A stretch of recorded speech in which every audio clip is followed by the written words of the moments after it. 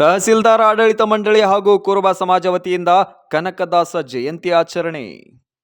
ಕರ್ನಾಟಕ ಬೆಳಗಾವಿ ಜಿಲ್ಲೆಯ ಚಿಕ್ಕೋಡಿಯ ಉಪವಿಭಾಗಾಧಿಕಾರಿಗಳ ಸಭಾಭವನದಲ್ಲಿ ಶಾಸಕರಾದ ಗಣೇಶ್ ಹುಕ್ಕೇರಿ ಅಧ್ಯಕ್ಷತೆಯಲ್ಲಿ ಭವ್ಯ ಕನಕದಾಸ ಜಯಂತಿಯನ್ನ ಅತ್ಯಂತ ವೈಭವ ಮತ್ತು ಪ್ರದರ್ಶನದೊಂದಿಗೆ ಆಚರಿಸಲಾಯಿತು. ಉಪವಿಭಾಗಾಧಿಕಾರಿಗಳಾದ ಶ್ರೀ ಸುಭಾಷ್ ಉಪವಿಭಾಗಾಧಿಕಾರಿಗಳಾದ ಶ್ರೀ ಸುಭಾಷ್ ಸಂಪಗಾವಿ, ತಹಸೀಲ್ದಾರಾದ ರಾಜೇಶ್ ಬುರ್ಲಿ ಅವರೊಂದಿಗೆ ಕನಕದಾಸರ ಪ್ರತಿಮೆಗೆ ಮಾಲಾರ್ಪಣೆ ಮಾಡಿದರು.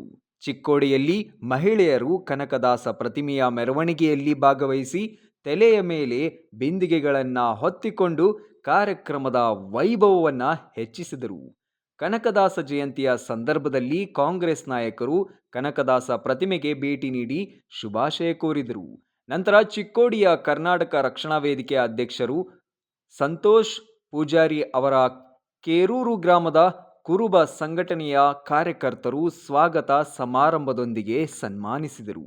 ಈ ಕಾರ್ಯಕ್ರಮದ ಸಂದರ್ಭದಲ್ಲಿ ತಾಲೂಕು ಅಧ್ಯಕ್ಷ ಸಂತೋಷ್ ಪೂಜಾರಿ, ಬೆಳಗಾವಿ ಜಿಲ್ಲಾ ಕರವೇ ಸಂಚಾಲಕರಾದ ಸಂಜು ಬಡಿಗೇರಿ, ಸಮಾಜ ಸೇವಕರಾದ ಚಂದ್ರಕಾಂತ್ ಹುಕ್ಕೇರಿ ಕನಕದಾಸ ಜಯಂತಿಯ ಸಂದರ್ಭದಲ್ಲಿ ಬೇಡಿಕೆಗಳನ್ನು ಈಡೇರಿಸುವುದರ ಬಗ್ಗೆ ಮಾತನಾಡಿದರು.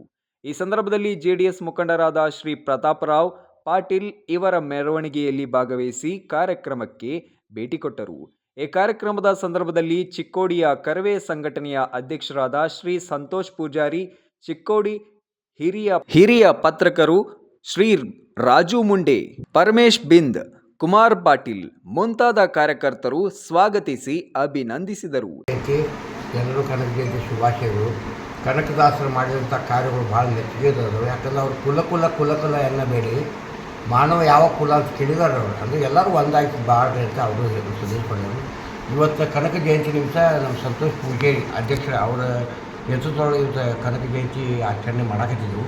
ಮತ್ತು ಇಲ್ಲಿ ಕುರುಬ ಸಮಾಜದ ಸಲುವಾಗಿ ಒಂದು ಕನಕ ಭವನ ನಿರ್ಮಾಣ ಆಗಬೇಕಂದ್ರೆ ಅವ್ರು ಹೋರಾಟ ಈಗ ಭಾಳ ವರ್ಷದಿಂದ ಸಂತೋಷ್ ಪೂಜಾರಿ ಅವರು ಹೋರಾಟ ಮಾಡೋದವರು.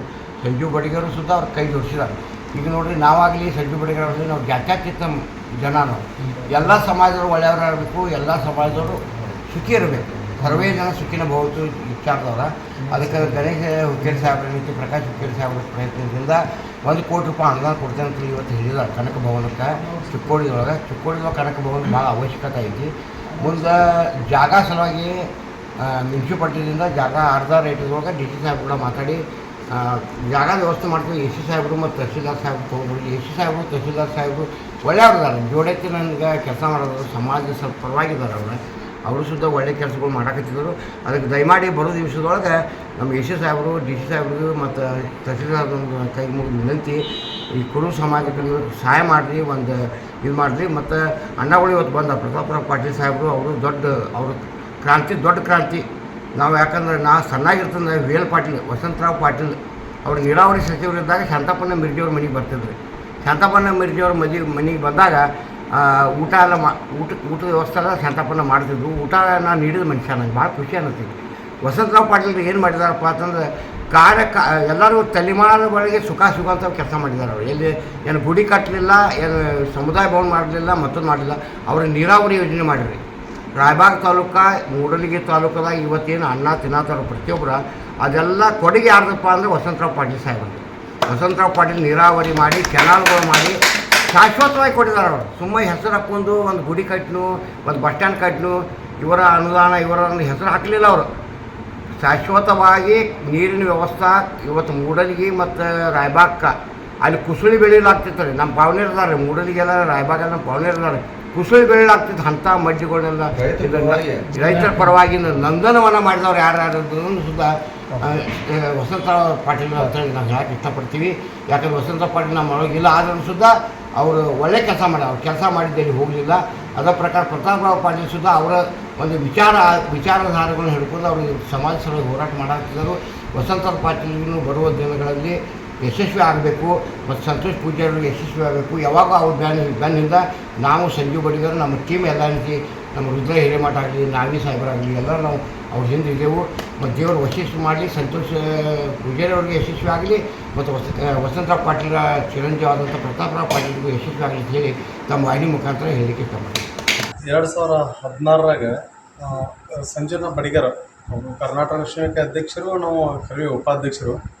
ಒಂದು ನಮ್ಮ ಸಮಾಜದಲ್ಲಿ ಹಿಂಗೆ ಎಸ್ ಟಿ ಮೀಸಲಾತಿ ಸಲುವಾಗಿ ಹಿಂಗೆ ಸಮಸ್ಯೆ ಆಗತಿ, ಹೋರಾಟ ಸಲಹೆ ಅಂತ ಕೇಳಿದಾಗ ಸುಮಾರು ಬೆಳಗಾವಿ ಡಿ ಸಿ ಆಫೀಸ್ಗೆ ಕುರಿಗಳನ್ನ ತೊಗೊಂಡು ಹೋಗೋ ಟೈಮ್ನಾಗೆಲ್ಲ ನಮ್ಮ ಸರ್ಕಾರ ಸಪೋರ್ಟ್ ಮಾಡಿದ್ದು ನಮ್ಮ ಸಮಾಜಕ್ಕೆ ನಾವು ಯಾವತ್ತೂ ಮರೆಯೋದಿಲ್ಲ. ನಾವು ಯಾವ ಮಟ್ಟಕ್ಕೆ ಹೋದ್ರೂ ಹಿಂದೆ ಅದು ಯಾವುದು ಮರಿಬಾರ್ದು ಅಂತ ನಮ್ಮ ಇದ್ರೊಳಗೆ ಐತದ. ಆ ಕಾರಣಕ್ಕೆ 2016 ಒಳಗೆ ಬೆಳಗಾವಿ ಡಿ ಸಿ ಆಫೀಸ್ನೊಳಗೆ ಕುರಿ ತೊಗೊಂಡು ಹೋಗ್ಬೇಕಾರೆ ನಮಗೆ ಸಪೋರ್ಟ್ ಮಾಡಿದ್ದೀವ್ರಿ ಅಂತ ನಾನು ನಮ್ಮ ಕರೆಕ್ಟ್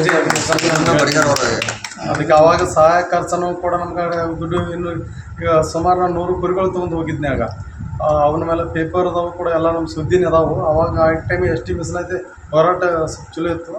ಆ ಟೈಮ್ನಾಗ ಚಿಕ್ಕೋಡಿಗಳಿಂದ ಇಲ್ಲಿಂದ ನಮ್ಗೆ ಸಹಕಾರ ಮಾಡಿ ಇಲ್ಲಿಂದ ಒಂದು ಸುಮಾರು ಒಂದು 200-300 ಜನ ಕರ್ಕೊಂಡು 100 ಕುರಿಗಳು ತೊಗೊಂಡು ಬೆಳಗಾವಿ ಡಿ ಸಿ ಆಫೀಸ್ಗೆ ಹೋಗೋ ಟೈಮ್ನಾಗೆಲ್ಲ ಸಪೋರ್ಟ್ ಮಾಡಿದ್ರು ಸಂಜೀವನ ಬಡಿಗೇರವರು ನಮ್ಮ ಕರೆವೇದಿಂದ. ಅದಕ್ಕಾಗಿ ನಾವು ಯಾವತ್ತೂ ನಾವು ಮರೆಯೋದಿಲ್ಲ. ಸಮಾಜವಾಗಿ ಅಷ್ಟು ಅಭಿಮಾನ ಇದೆ ಅವರಿಗೆ ಅಂತ ನಾನು ಹೇಳ್ತಿದ್ದೀನಿ. ಈ ಕಾರ್ಯಕ್ರಮದ ಸಂದರ್ಭದಲ್ಲಿ ಎಲ್ಲ ಕುರುಬ ಸಮಾಜ ಸಂಘಟನೆಯವರು ಹಾಗೂ ಕರವೇ ಸಂಘಟನೆಯ ಎಲ್ಲಾ ಮುಖಂಡರು ಉಪಸ್ಥಿತರಿದ್ದರು. ವರದಿ ರಾಜು ಮುಂಡೆ, Chikkodi. Thanks for watching. Read, discuss and debate with editor Dr. Yan Prashant Rao. Wanted reporters in print, digital and visual media for Bharat Vaibhav Daily Newspaper, BV News 5 Channel and BV Fast Web News from all the talukas of Karnataka, Goa and Maharashtra. If interested, send your resume to 9019229369.